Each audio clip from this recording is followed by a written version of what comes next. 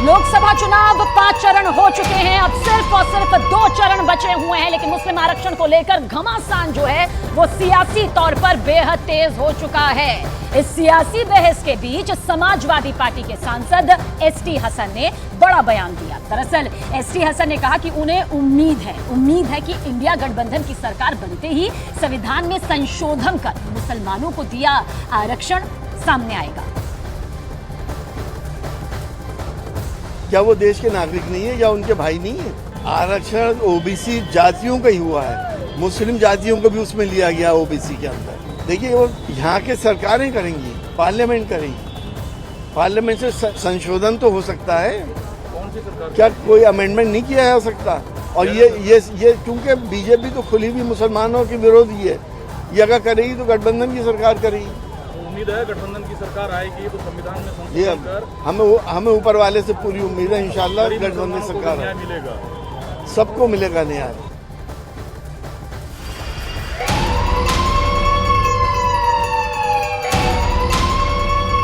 उत्तर प्रदेश के सीएम योगी आदित्यनाथ ने पलटवार किया है। उन्होंने कहा कि भारत को कमजोर करने वालों को बेनकाब किया जाना चाहिए।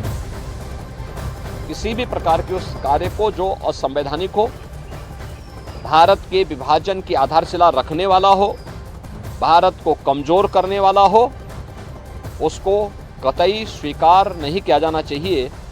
देश की कीमत पर राजनीति की जो एक नीति चल रही है, खासतौर पर कांग्रेस और इंडी गठबंधन से जुड़े हुए दलों में जो होड़ लगी है, इस होड़ को पूरी तरह खारिज किया जाना चाहिए और इसको बेनकाब किया जाना चाहिए।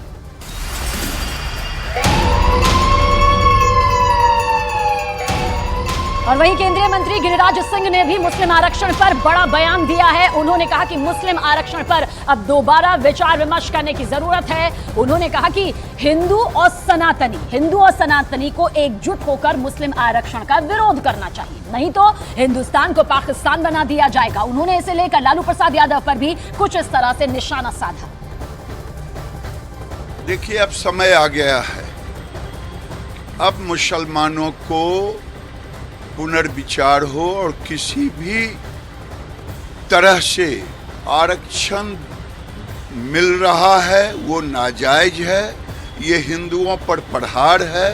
लालू यादव जैसे लोग जो मुस्लिम परस्त हो गए हैं, कांग्रेस जैसे लोग जो मुस्लिम परस्त हो गए हैं, अब समय आ गया है कि सनातनी हिंदू पिछड़े वर्ग का हो या अगड़े वर्ग का हो, अगर एकजुट होकर के मुस्लिम आरक्षण का विरोध नहीं किए तो आने वाले दिन में ये भारत को पाकिस्तान बना देंगे।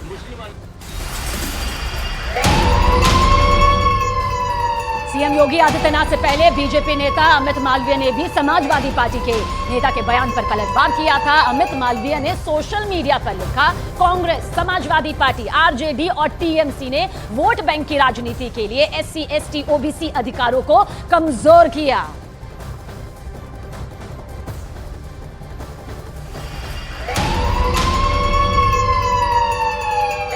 और लोकसभा चुनाव अपने आखिरी पड़ाव पर है। कल छठे चरण के लिए मतदान है, वोटिंग है, जबकि 1 जून को 7वें और आखिरी चरण के लिए वोट डाले जाने हैं। लेकिन इस पूरे चुनावी अभियान के बीच एक दूसरे पर चुटकी लेने का दौर भी लगातार जारी है।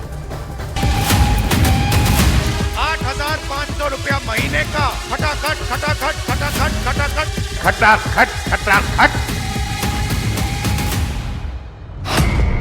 राजनीतिक लड़ाई खिंचाई पर आई। रायबरेली की जनता भी खटाखट खटाखट खटाखट भेजेगी घर। एक दूसरे के विरुद्ध खटाखट वाला युद्ध।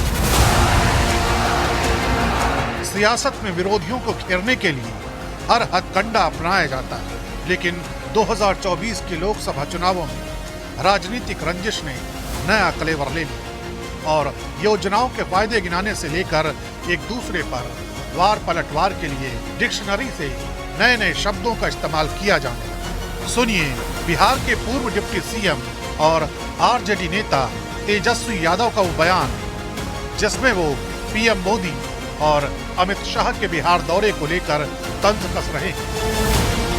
हमने जो बोला माहौल टनाटन टनाटन टनाटन, बीजेपी सफाचट सफाचट सफाचट।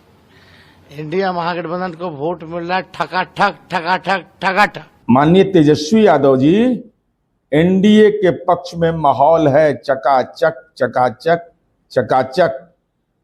आपका परिवार जो राजनीतिक जमींदार है, नौकरी के नाम पर जमीन लिया है, लपालप लपालप लपालप। चुनावी दौर में नए नवेले शब्दों से वार पलटवार की कहानी कोई नई नहीं है। खटाखट वाला संग्राम भी कुछ ऐसा ही है, जिसे शुरू तो राहुल गांधी ने किया, लेकिन पीएम मोदी ने इसे कैच कर लिया।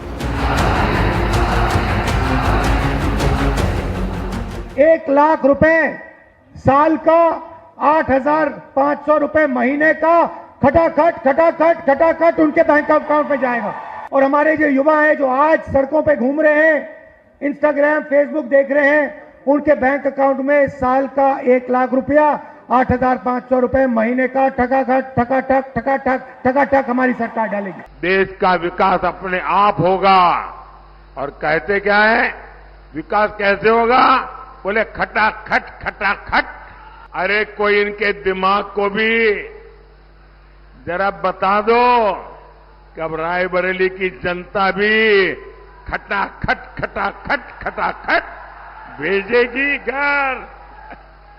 अमेठी से गए, रायबरेली से भी जाएंगे। जाहिर है आखिरी चरण के चुनाव तक बहसबाजी और चुटकी लेने का यह दौर थमने वाला नहीं है।